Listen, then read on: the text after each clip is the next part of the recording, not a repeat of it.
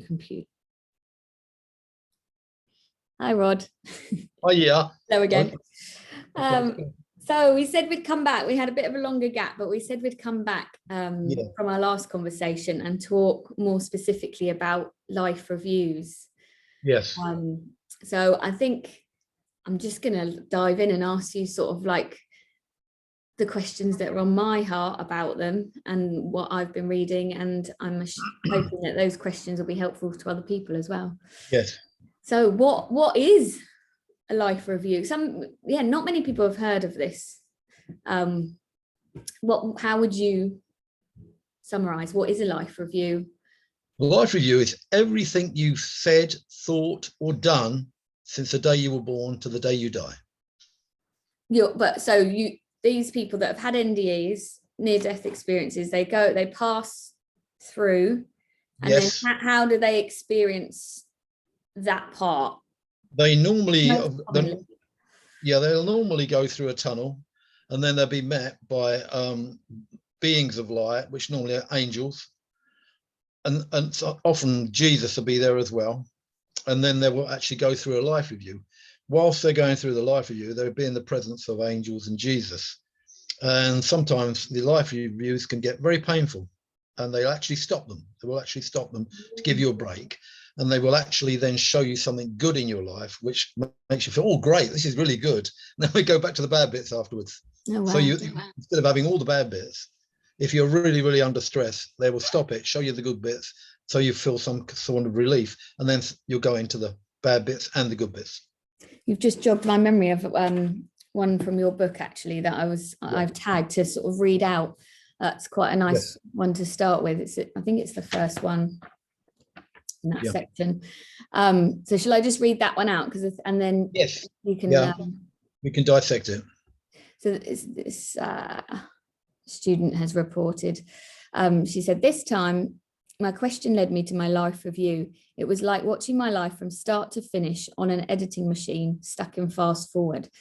The review took me from my conception, which felt like the blackness that I experienced after my out-of-body experience, through my childhood, adolescence, teens, through my near-death experience over again. I saw my life, relived my life, and felt everything I've ever felt before. When I say everything, I mean every cut, pain, emotion, sense associated with that particular time in my life. At the same time, I saw the effects of my life on the people around me. I felt all that they felt. And through this, I understood the repercussions of everything I did, be it good or bad. Yes, that's it. That's exactly it. But also, it's normally magnified. So if you've done something really lovely, you're going to get lots of it be magnified. You'll feel, oh, this is so really, really great. Oh, my goodness. If you've done something really bad, that's going to be magnified. So ultimately, here it's dumbed down. When we get into the next dimension, it's going to be magnified. All the good feels great and all the bad feels really, really bad. So you really get the message. And also I read, you feel, and people that you don't even know that have been impacted. The ripple effect. You'll feel the consequences of your choices and behaviors of the people that. Yes. You will actually, I think it was Daniel Brinkley who when he had his life review, I think he said he was a sniper, and he actually saw the person going to the house to inform the wife of the person who had died and how she felt and how the children felt. So there was this ongoing ripple effect. So again, someone killed. Yeah, I think he was a sniper. And so ultimately it was ripple, ripple, ripple to the wife, to the children, and down, down, down, down, down to everybody that person would know. Wow. And obviously we're out of time, so it's not a real time thing, because once we're out of this realm, we're out of time. So there's some bits there we can't even comprehend how you could experience all of that at the same time, but we just have to hold that. Some people have been dead for what? A couple of minutes, and they feel they've been there for 1,000 years. Yeah, it's amazing. So it's all really, I mean, the Bible says, you know, one day is 1,000 years, doesn't it? Yeah. So that's a prime example. So is there any what the things that I've been wondering is, so is there any sort of pattern with who receives these life reviews? It's not everyone. Every near-death experience is different. Some just get as far as the tunnel. Some are sort of really profound and deep. Have you noticed any pattern of who? Yeah, I mean, for argument's sake, you'll get some who will just hover over their body and at an accident, and then go bang back into their body. Yeah. So they haven't had a life review. Others will be in an operating theatre and again hovering over the body, looking down. But as you go on, or once you really get into the next dimension, go in through the tunnel, and then obviously meet angels and Jesus, then you're coming up towards the life review. Okay, so it's more of like a stage, yeah, how far you get along the stage, rather than you did this or you believe this. Yeah. Oh, yeah. It's where you're at. I mean, you could shoot out your body, look at yourself, and bang, be back in. That is a near-death experience, whoosh, but back in. But if you go on like people like Betty Eadie, where you could go further in, you're going to get more. So they have the life review at that stage, and then they go to another stage. But other people get there and then go back, then get offered the opportunity. Okay. Yeah. And then that led me on to thinking, is there any pattern in does it matter whether people believe? So obviously there's parts, if you don't believe in God, you're gonna struggle to meet him. Yes, but the actual afterlife, belief or no belief, you're going to be in it, like Howard Storm. He was in the dark realm big time, and he was a non-believer. Obviously, he didn't believe there was life after death, but he found there was when he died. But then he didn't believe in God, and then until he shouted out, Jesus save me, and then obviously he saw Jesus, and wow. But then there's others that haven't necessarily known or believed in Jesus before, that have met him at their life review. Is that true? Yeah. Is that right? Everybody's going to meet him. So good or bad? So Hitler, let's pull Hitler. Yes. Always pull Hitler out the bag. So yeah. Hitler would go through the same process and get to the part of life review. Yeah. Oh yeah. Well, that's perfect justice, isn't it? That is perfect justice. I mean, you think about it. Everybody wants justice. I mean, we all want justice. People are crying out for justice on the news. We want justice until they realize God made, and we don't want justice. If there's a God, he shouldn't judge us. But they want justice. And if we were made in the image of God, that means God is justice. Now, the best justice is God doesn't judge us. We judge ourselves.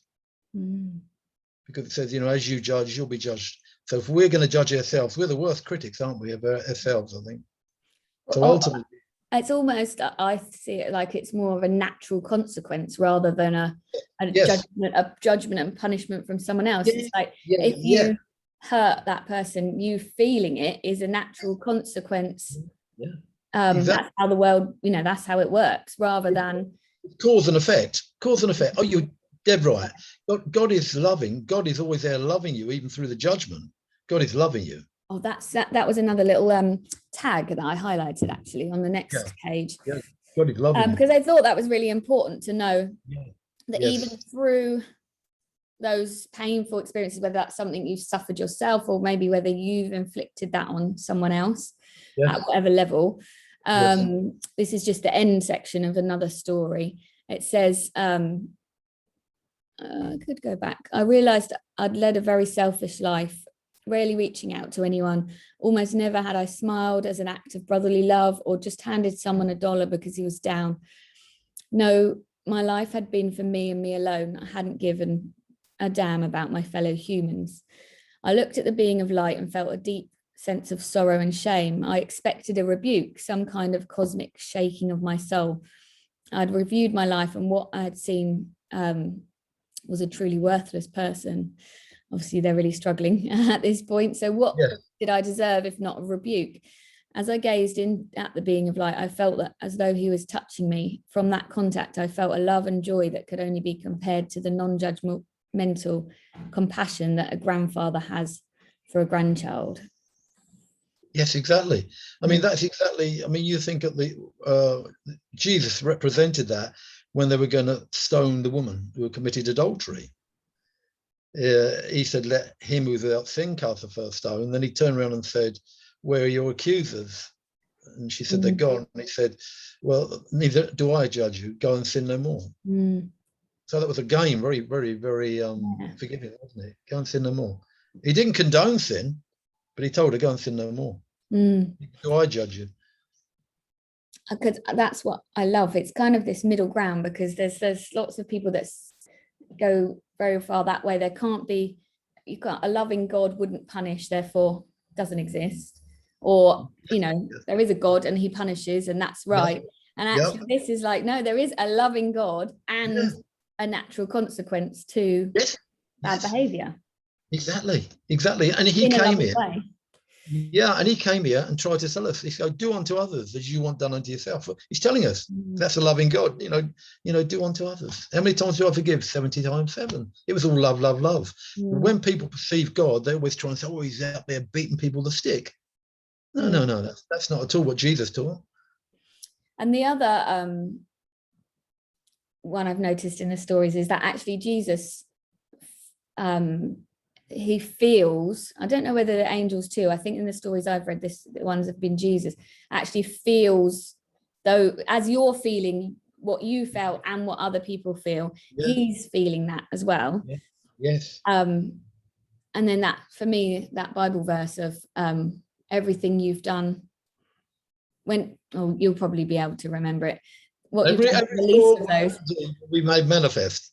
Is that the one? What you've done to the least of those, you've done to it to me. Yeah, that's what I was going to say. Yeah, well, Jesus actually said, didn't he? He said, when I was naked, you clothed me. When I was in prison, you come and visit me. And they saying, when did we do this? When did we do this? And he said, yeah, you do it to the least of these. Now we're thinking about the least. Who's the least of these? That's an interesting point. You do it to the least of these, you're doing it to me. Well, we can say, who is the least of these? Who is the least of these? Well, you theoretically, the least could be the most terrible person. Yeah, so the ones you want to exactly the least. The people that you wouldn't even, you're so angry at, and you want them thrown in jail, and you want them. He's saying you're doing it to the least of these, and you're doing it to me. Most people don't even question who the least of these are. Yeah, no, I don't think I have. Exactly. He's not saying if you do it to the best of these. I mean, not being funny, the least of those could be Hitler. Yeah, no, I've probably more assumed the least of those is the poorest, or like the most suffering, which is much easier to love and serve. Ultimately, I mean, at the end of the day, he's basically saying there's nobody you can do it to. So if you forgive the worst person you can think of, you're doing it to Jesus, aren't you? Yeah, because then if you take that forward to when you are in your life review, doesn't matter what that person, like you're going to feel your kindness. You're not going to feel anything to do with whether they deserve it. That's right. You've hit the nail on the head. So if you get the most terrible person you can think of and you visited them in jail and you love them and forgive them, think what you're going to feel like at the life review. It's going to be magnified. You go, wow. And so ultimately, most Christians don't think of it that way. But that's what it says. Yeah, it brings it all. When I was in jail, you visited me. Well, you think of the worst person you can think of off the top of your head who's in jail. You go, I'm going to go and visit them. Basically, Jesus says, you're visiting me. Yeah, and he's feeling that. Yes. Yes. That's the interconnectedness. On that, what's the pattern? I guess the pattern I'm asking you, because I know you've read such a wide range of experiences. Who meets Jesus, who doesn't? Who, I know there's never a formula, but what's your experiences with that? At the end, ultimately, just say the person doesn't come back, hypothetically, to get the point over, everybody is going to meet Jesus because he is the door. Oh, as in if it's not a near death, if it's real death. Ultimately, if they didn't come back, everybody's going to meet him. Right. So if you don't meet him in a near death experience, if you hadn't have come back, you would have met him. Yeah. Okay. Yeah. Does that make sense? Yep. Yeah, So yeah, everybody is going to meet him because he is the door. yeah. No one comes to the Father except through Jesus. So ultimately, everyone is going to meet him. But it's far better to meet him before we die, and then he's waiting for us when we die, isn't he? So meeting him in a near-death experience or not is the same as sort of your experience of meeting him in this life or not. It's that. Yes. That's a continuation of. We have the opportunity to meet him at any point. Yeah, I mean, the scripture says, Jesus, the Savior of all people, especially those who believe. Mm. You think about that. Of all people, especially those that believe. So a lot of people forget that scripture, but it says you're Savior of all, and especially those that believe. I wonder if that follows, you might not be able to answer that, of pattern, because I'm always like looking for patterns. If that follows a pattern of, so if you because there's some people that didn't know, have some people not known anything about God and Jesus and then met him in their life review? Yeah. And then others that did, are there ones that did but didn't meet him at that point? All sorts. Yeah. Wow. Again, because we've only got a facet. So those that believed him, who didn't meet him, if they'd have carried on, they would have met him. Yeah. Okay, that's really helpful. Yeah. So what we learn from these people's life reviews, I think that's the sort of the most impacting to me, is what matters most. It helps me, like, so what matters most and what doesn't ever come up, like what doesn't matter. Yes. What's your take on that? Yeah, well, a lot of things that people, a life for you, again, Howard Storm, he was a professor. I think he was a professor at 26 years of age. So he was very, very proud of that. And when they were showing him his life review, they were showing him stuff, and he's going, basically, oh, Ty, what about me being a professor? And what about I've done it? They said, no, that wasn't really of interest. It was how you reacted to a student who needed help, not you being a professor. He was saying so. And George Ritchie, he was very proud because he had done something in, I think it was some scout group and that. And Jesus said, no, that was for you, what you did there. What did you do for people, other people? It's all about. See, that's a fine thing as well. You corrected yourself there, which is really interesting, because a lot of people say, what did you do for me? As in, I did lots of church services, I did lots of meetings, I did lots of converting people. But actually he's saying, what did you do for, it's like, what did you do for me by serving others? Exactly. I mean, if you see someone who's dropped all their shopping, for argument's sake, something simple, and everyone's walking by, and you just bend down and start helping them pack it up, that means a big thing in life with you. You might forget about it a couple of days later. Bang, that could be something big. There was a little girl once, when she was a little, in fact, she wasn't little when she died, but she had this big bucket of water, and she was carrying it back to her grandmother's. I think it was her grandmother's. And she saw this little plant, and it was hot weather, and she just went and put a little bit of water on this plant and carried on. That came up in her life review. It was big time, because she showed love to people. It's the planet and animals, I imagine. Something so simple as that. She'd forgotten it, and she said, "Oh my goodness, I was a little girl when I did that." And they said, "Yeah, but that was really good." Wow. I know. I do think twice about squatting a fly now. I won't kill anything. I don't kill anything. I mean, spiders, they get put in a little cup and taken out. Yeah, it really does change your perceptive, like all in a good way, not in a it's so easy to go killing. People just go around killing. It's terrible. It's God's creation we're destroying.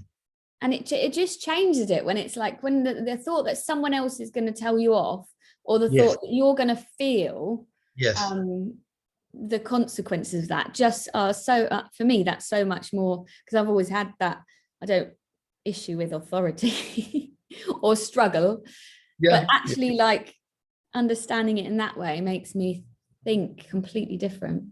Yeah. Yes, because again, we're all connected. Mm. If we could only realize we're all connected, we wouldn't want to go out and mug someone, murder someone, because you're killing yourself. Yeah. Two things I jotted down that are stuck from the ones that I've read are two questions that were asked. I think the first one was definitely from Jesus. They both were asked by Jesus. The first one, he asked a guy, and it was the only question he asked him. And he said, do you know the names of your children's friends? Yes, that's right. Because the guy was so busy with his career, and he had no time for, he didn't even know who his children's friends were, I don't think. Yeah, and he came. No, why aren't you spending time with your family? That's basically what he was saying. Yeah, and just answer that, just that question just cut through to his heart, and came back and changed everything. Yes. And then the other one was the same sort of thing, and it said, what have you done with the life I gave you? Yeah, exactly. And it's never anything like, oh, I had a career and I made millions of pounds. They're not interested in that. I mean, it's a good point. All the funerals I've done, we've never ever said at any of the eulogies, oh, and he was a millionaire. That doesn't come up at a funeral. So it's no real consequence. So what I wonder though, where that stands with like being a real, what's the word? If you had a business that was serving, like doing good. I was going to say that next. That's what I was going to say next. So if you actually add money, lots of money, and you used it for good, oh, that would be brilliant. Because your ripple effect's going to be the ripple effect now. All the people, that integrity. So you'd feel all the people you were actually dragging out of poverty and helping and feeding, you'd feel how they felt. So the life of you would go, wow, that's good. So that again would be positive. But it's holding that as the goal, as the purpose, rather than getting caught. Getting caught up in the ego and the money. Yeah, there's a guy called Gordon Allen. He had an NDE. He completely changed his life. He was a billionaire, and he was on the front of, I think it was Time Out magazine. I think he was called the Guru of the Decade or something to that effect.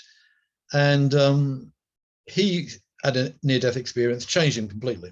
He got rid of everything, you name it, and he went around helping people. And he said in the program, money has got no respect of who owns it. So you can get money has got no respect of who owns it. So ultimately you can get some really nasty people who own money who just hoard it for number one, looking after that.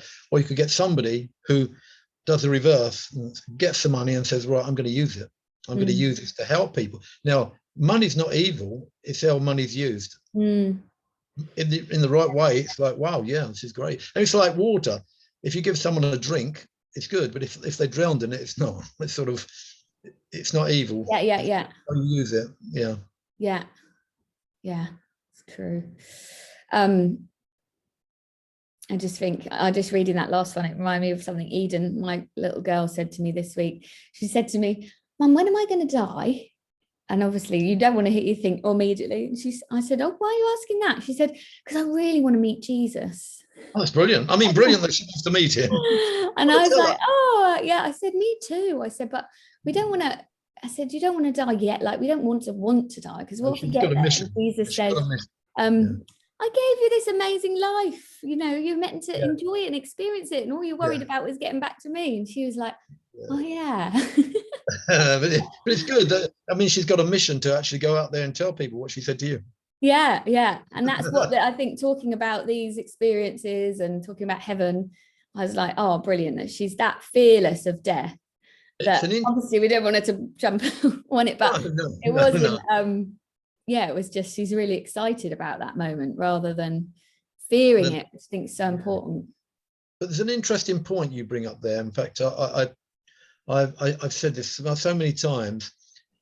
If the life review was taught in schools to children as part of, they call it I think it's called humanities now, but it used to be religious instruction. But it's no different than what the Bible's teaching. Do unto others as you want done unto yourself. If they actually showed videos and actually read to young children, it would get rid of bullying, get rid of people growing up to be nasty, horrible people. But they're telling them terrible things at school, actually. Yeah. Things you wouldn't even want to send your children because they're telling them. But what they should be telling them, they're not telling them. It's a very subtle difference, isn't it? But it can be so twisted. Yes. Yes. It could be twisted to blackmail, but actually there's different parenting techniques. It's a similar thing, sort of natural consequent, letting them experience a certain amount, rather than forcing them to wear their coat and threaten, when they go out in the cold, and threatening them that if they don't, they're going to be punished. Actually, okay, well, you go out in the cold and you feel it for a whole day. You learn by hardship, and then you'll choose to wear your coat. You know what wisdom is? They say wisdom is learning from other people's mistakes. So actually, that's not a bad thing. The life of you in itself, I mean, when I look back, way back, I wish I'd known about the life of you when I was younger. Your mindset would be different. Yeah, definitely. You made different decisions, wouldn't you? We all would have done. But ultimately, the children of today, they could be taught it, because we've got so many NDEs coming back now, and there's so much of it about where there wasn't at one point. This could change the world. Yeah, well, that leads to another question she's been asking, which is, so how do we know God is real? And I said, well, at the end of the day, we've got people's stories, and that's what the Bible is. It's people's stories. So I said, you've just got to yourself, read other people's stories, listen to people's stories, like these experiences of heaven, and you decide whether they're telling the truth, whether you think it's the truth or not. So these are, for me, it's like their stories that we can listen to and discern. The New Testament, or the book of Acts, is still going. This book, as far as I'm concerned, the book of Acts just is continued, because people are still coming back. They're still having experiences of God and Jesus. So you shouldn't just cut it off, because it's the last days will be a pouring out of the Spirit. I believe that this is what all these people are coming back on. It's pouring the Spirit out to let people know, to give them evidence in an age where they need scientific evidence, where people actually got their own death certificate and say, look, I was dead. And this is what I saw. And they're all saying the same thing, remember? Worldwide. They're all, if you look, they're all saying basically the same thing. They're communicating not by their mind to mind. There's no ambiguity, no mistakes, mind to mind. There's immediate. There's some basic, there's some commonalities, isn't there? That even if you don't want to go into, like, listen to the different, the deeper ones, and the sort of more, if you just want to stop there, there's just some basic commonalities. I'm just reading this one. That's children's. Who's that by? It's a Melvin Morse, MD. Oh, Melvin Morse, Yep. So he's done sort of like a research project. He's done a lot of work with young children, if I remember right. So it's all children's experiences, which is why I got it, because he did a big research project on just asking children, and there's still the sort of their wording and how they explain, like, we didn't speak with our mouths, and the light, and there's the same commonalities. What you would expect with children, they can't use words they don't know, as you say, but the commonality is there. If you look right the way back, even to St. Paul, when he says, I know a man went up third heaven, in the body or out the body, I do not know.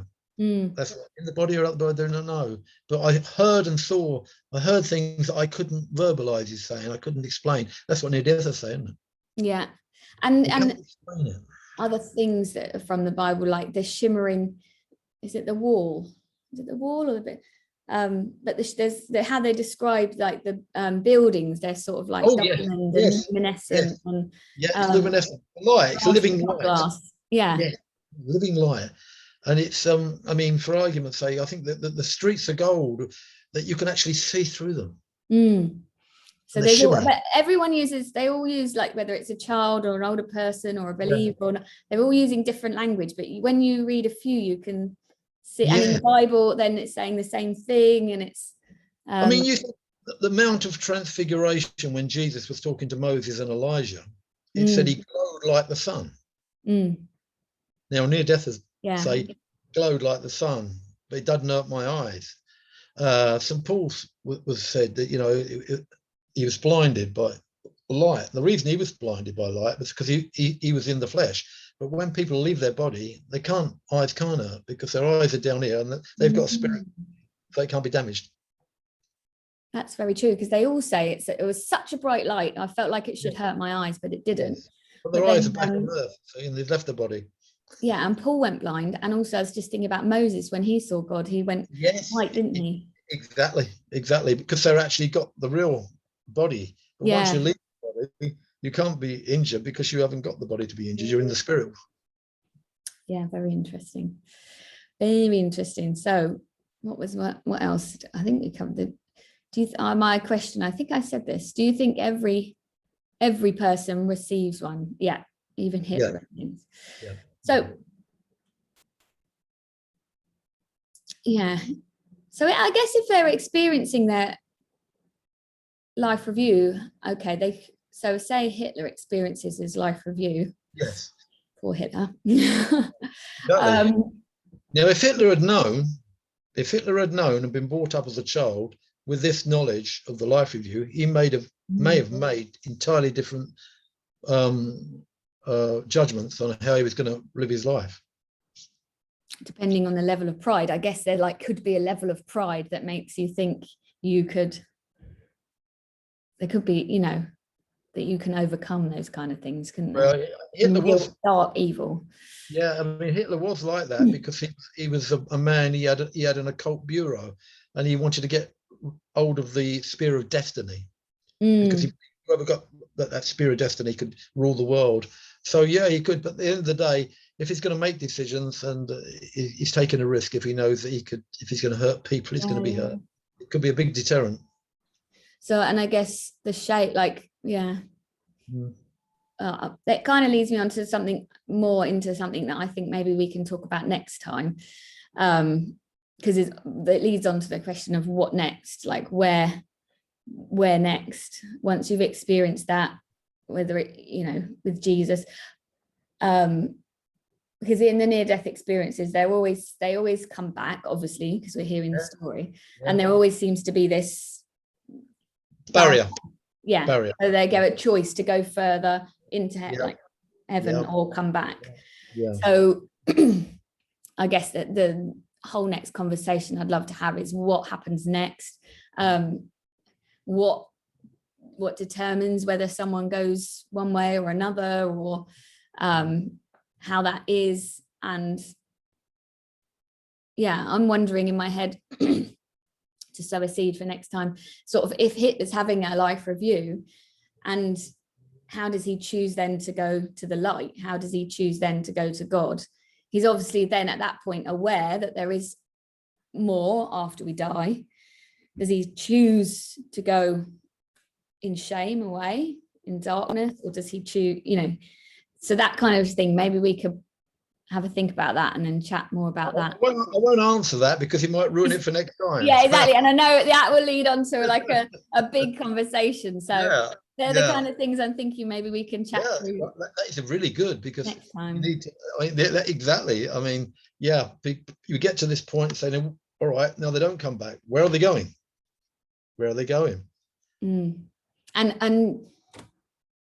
And just knowing that they're having this life review, everyone's having this life review. How does that change in that moment where you go? It's not just a final, you did this, and that's your deciding line. So can I give a hint? This one, Jesus said, in my Father's house there are many mansions. Well, the mansions mean dwelling places. I was saying no. Okay. Did you get that? Well, I'll read that. Do you know where that is? No, but you can put it in. I'll spend some time reading that. I mean, a lot of people that say old mansions, they think of buildings, but the definition is dwelling places. So that I won't say no more because it'll ruin next time. But in my house are many dwelling places. So you're saying where do they go? So I'll leave it at that. Yeah, all the other questions. Yeah, the other questions I think we should chat to. So basically, next time we'll chat, we'll talk about then what, state of our hearts. Yes. Yeah, is there a state of readiness for heaven? Yes. And can we bear the light? I know Caroline, your wife's got a really amazing story, testimony around that as well. Exactly. In fact, that's again linking up to next time. Yeah, exactly. So hopefully, we'll chat about that. All the answers there. Anything you can think to add into life reviews that we haven't The only thing I'm repeating, actually, I'm not adding it, but the only thing that I feel, and I've felt it for a long time, and actually when I think I wrote about it, I think that if the world is going to change, it's going to be like the next generation, like your children. That generation is going to be the change. And I think it could go one way or another. If they're going to pump them full of terrible, terrible information, which some of it's evil, or as we're getting at with homeschooling, I believe that the knowledge of the life review should be taught to young children. So they're brought up understanding, if I kick my little mate or bully him, there's a consequence. Yeah, exactly. It's a reality. And it's no different teaching the Bible. The Bible says, do unto others you want done unto yourself. That's what the life review teaches. But it could actually, they could actually show young children at school, someone being interviewed, not to scare them, this is what happens. They teach them a lot worse at school. My goodness. Yeah, this is what happens. And so it becomes normal to say, oh, yeah, you mustn't go around killing and hurting people, because we're hurting ourselves every time we hurt them people. And there would be even focusing on because we've been watching one of these videos, but it's this particular story. She talks about the love and just even focusing on how you feel the love. That then there's a natural understanding. Yes. That if we can feel that love, then surely, we can feel the opposite of that. Yes, we can. Yeah, exactly. We can be really loving, or we can be destructive. Yeah, and be driven by just wanting to feel that love. Like that's what we're driven by constantly, isn't it? Chasing that euphoria, chasing that orgasmic feeling. Actually, exactly. It's always trying to look for it and strive for it. And I think if we start young children understanding it, they're going to leave this mad world behind and realize, we can't go around killing each other. Wars would finish overnight, because if I go and drop bombs on people, my goodness, I'm going to be the person having the bomb dropped on me magnified.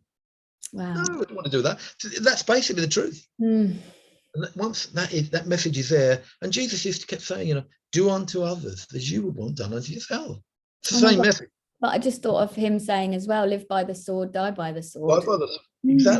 Exactly. Live by the bomb, die by the bomb. It's so but it's almost like more literal than you even thought, but in a supernatural. Yes, you've hit the nail on the head. Expansive way. This is what a lot of people forget. I mean, obviously, he wouldn't use the word bomb because they didn't exist in days. It was sword. But nowadays, he might be saying you live by the gun, you'll die by the gun, or you live by. But not like you're physically.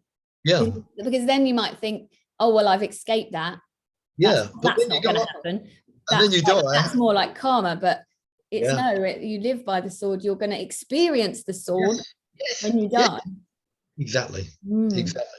If I get a gun and shoot someone, like we spoke about Tom Sawyer when he had that road rage incident. He felt all the teeth coming through. You read that one, didn't you? Do you want to just say? Yeah. When he rained down all these blows, and he could actually think what the man was thinking, who he was attacking. So for those that don't, this guy had a life review, and he had beat someone up in a road rage incident, and he then felt and he was actually thinking what the person was thinking, whom he was beating up, and he felt all the teeth of this person coming through the lip when he was hitting him. So he actually experienced it magnified. Now, there we are. This is a prime example. If children knew that, they wouldn't want to go around being muggers. Which makes you think, why do we not do that anyway? Yeah. And that's what I'm really pushing. I am really pushing this because nobody's really thinking about it. And I'm thinking, why not? This would change the world. Because by the time they're 14 or 15, they'll be lovely adults and the world will change. And the old guard will be history. Maybe there's an element of that will naturally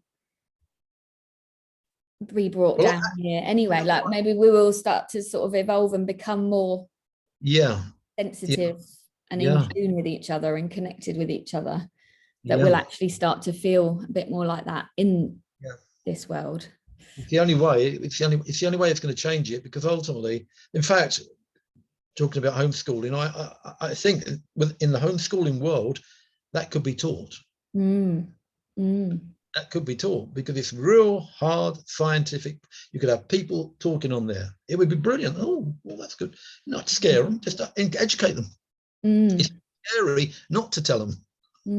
If you think about it long term, someone turns out to be a rampant killer or rapist, they wouldn't do it because they'd have come through a system. Really, is with children even more so, but adults are such a taboo subject that we're just avoiding it. This guy in this book, he says, if I can open it exactly the right place, I could read it.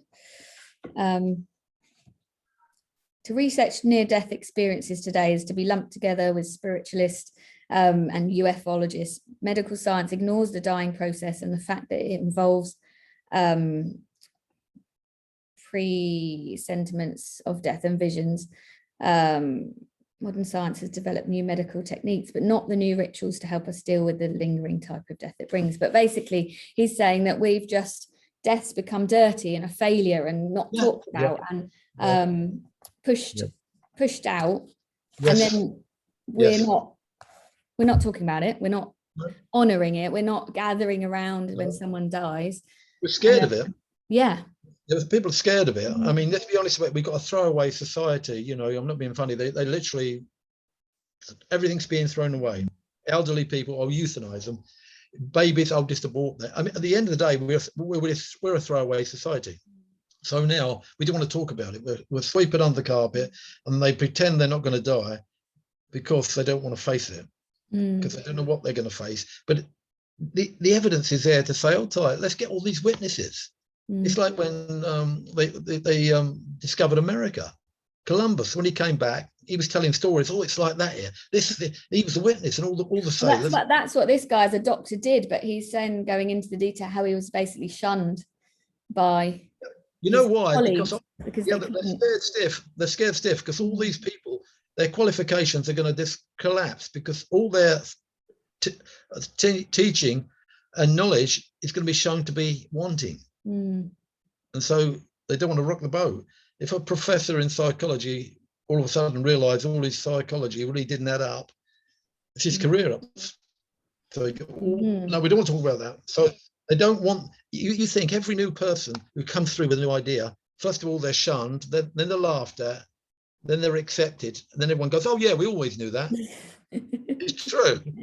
They come through this, and they don't always knew that. But I mean, they laughed at the guy who said you've got to wash your hands up when you're operating on people, didn't they? Yeah. I don't know if you remember that. They said, oh, don't be stupid. Yeah, you've got to wash your hands because you're giving.